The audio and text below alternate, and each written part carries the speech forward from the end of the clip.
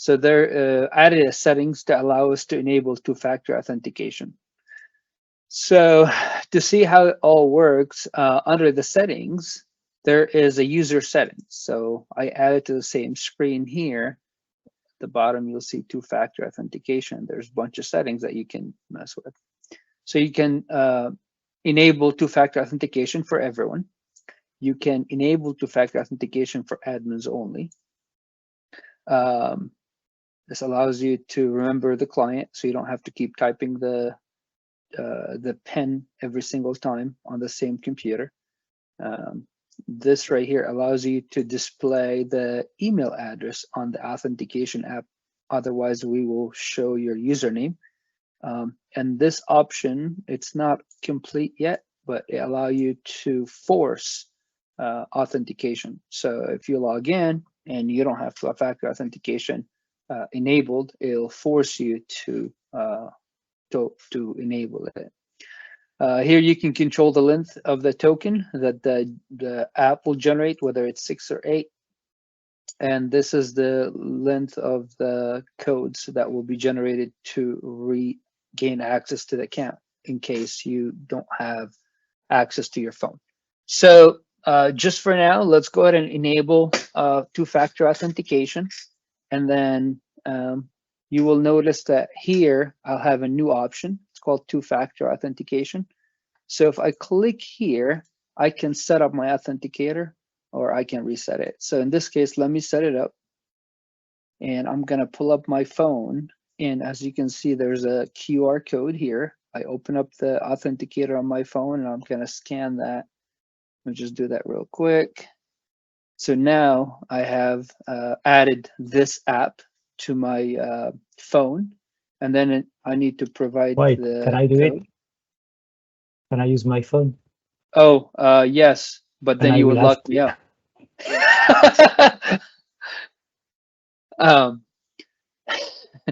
So as you can see now, all I did is I added it to my account.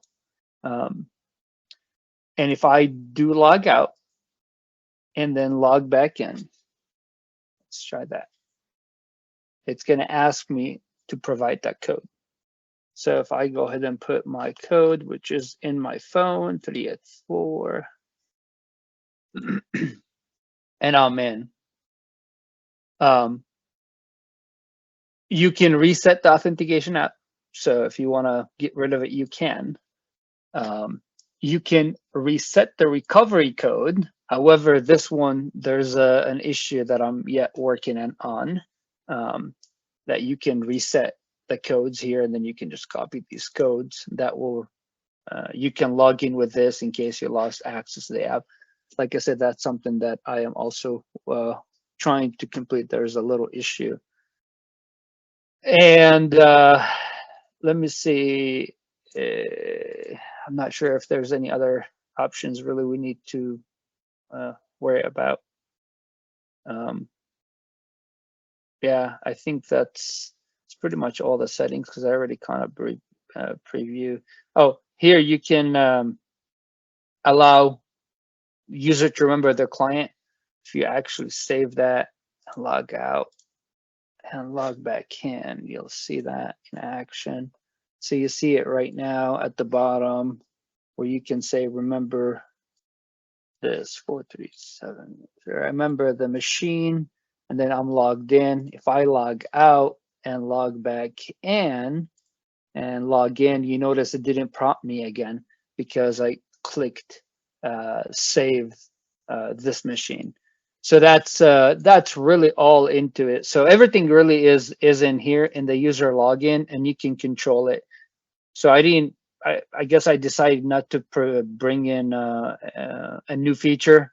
I feel it's part of the user authentication, and if someone wants to enable it, they can easily enable it and disable it from here. That's it. Questions? How close is that from the ASP.NET implementation? Almost identical. I mean, that's good. Yeah, very close. I mean, I had to tweak a lot of it. So you look at it. Oh yeah. Okay. I compared the logic for sure. Questions also. Why enable two-factor authentication for admins? You know, if you just want to enable it for administrators only because it's such a So, sensitive role, but then why you can. admins? No, admins is just logical role. It could be anything. So why not just say enable two-factor authentication for these roles and you check which roles? Because maybe you just want it for your editors because you don't trust them. Yeah, we can Or do for that. I can Sipke change it. because you don't trust him. You know, that so that I think that would be more orchardy to just say select the roles for which ones you want to enable it, if not all users. Okay, and then maybe then you have a checkbox which is called all users, and then if you uncheck, you can select the roles, something like that. Because if you don't want all users, maybe you have to say so which users, then these roles. Okay, so maybe then in this case you can have it like enable two-factor authentication, and when you check it, then you have all the other options that appear. We have lots of examples like that, right? So when you say I want two-factor authentication, then you show okay all users, custom users, and then all these other options like allow users to remember client and so on, but just conditionally displayed. Yeah, so I mean, you're saying instead of having it for admin here, just have a checkbox with roles that you can select from, and then you can pick and choose whichever role you want to prevent. So that way, it's Yes, not for all users. but I'm with you. the thing I just said was about the first option, enable two-factor. Well, sorry, not the first option. Another option which is called enable two-factor authentication. Done. When you click, you show all these properties here that you have. Yeah, so you don't show everything unless you want to enable two-factor authentication. And then when you show everything, you can show all users or roles. Remember client, authenticator app, and so on. So we need a new section here. Toggle, Because you mean just to toggle the yeah, options? the I toggle got you. for enabling, for, yeah. So it Yeah. just hides all these details that we might not care if we don't care about two-factor. So I understand from the UI that token length is something that is very common, like 8 or 10, and that's it. Or not 6, I don't know. 6 or 8, 6 or as 8, far as why? I know. You don't know? I think that's a requirement. I think that's just the That's the known. that's It's the 2 thing or you 8. type from the Authenticator app, number of digits, okay. Yeah, it's a digit parameter that you send to the authentication app. Send So we, either 6 or 8, oh, as far as I I know. see, but you could send different number. No, I don't think so. I think you can only do 6 or 8. Those are the two known length that you can use. That's why it's a drop-down menu, not a number That box. seems weird. Okay. Number of recovery code. Okay. Next comment is you might actually want to make it a feature in case you want to prevent existing sites to have the feature enabled, and that could trigger some locking some users if there is a security issue in an endpoint. That might be a risk actually to I mean, you block. can just disable, right?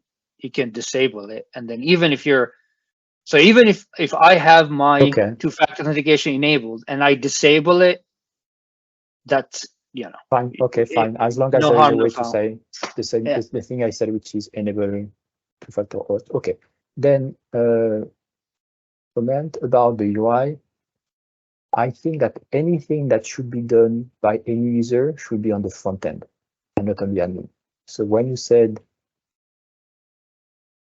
configure my two-factor on the top right link, you went into an admin page, and I think it should be on a front end page. Well, so it's actually split.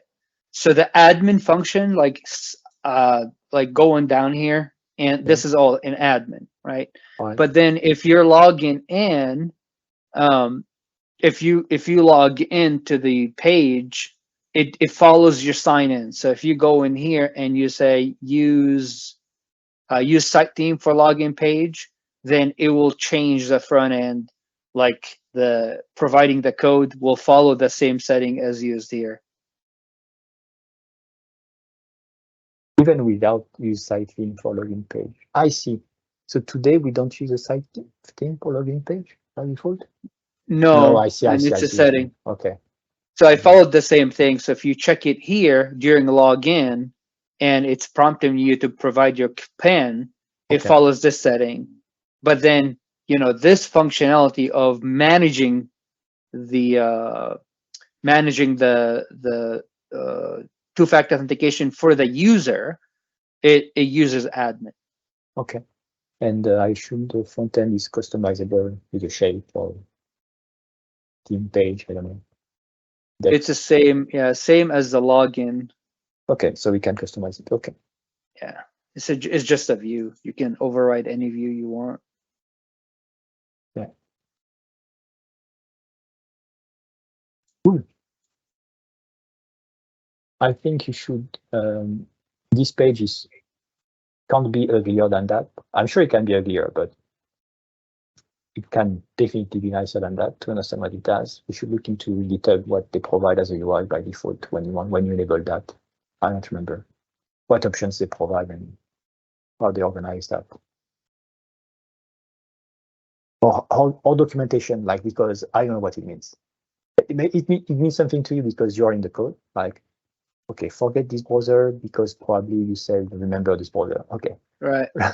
I'm like, okay, reset recovery codes. Okay. And I'm like, is it risky? Is it not risky? It's a blue button. Should it be a red button? Can I do bad things with that? What is a recovery code? I don't know. Well, these if you hit here, so it'll take you to this page that makes a button Yeah. red, telling you that, hey, watch out. Right here, there's no harm, no foul. All you're doing is setting up another app to obtain That's nice. Yeah. tokens. Really, there's not. I mean, yes, I don't like. It's not, very nice, but That's what Donna I'm does saying. it. Just Yeah. look at what GitHub does. I believe the screen with the QR code, you took it from ASP.NET. Seems familiar to me. Yep. But otherwise, look at GitHub. I know that GitHub has two-factor authentication that is not mandatory, so you can disable it and enable it to see how it looks like, the flow and everything. Yeah. My suggestion would be like, if it looks like GitHub, you can't go bad because there are so many users and nobody's complaining about it. That must be good. Okay, that's great. That's awesome. Okay, that would be useful. Yep. I'll put a PR once it's all done. So thank you. And there is a new dependency on things or not? Nope. Nothing. Okay, just ASP.NET. Okay. Yep. Thank you.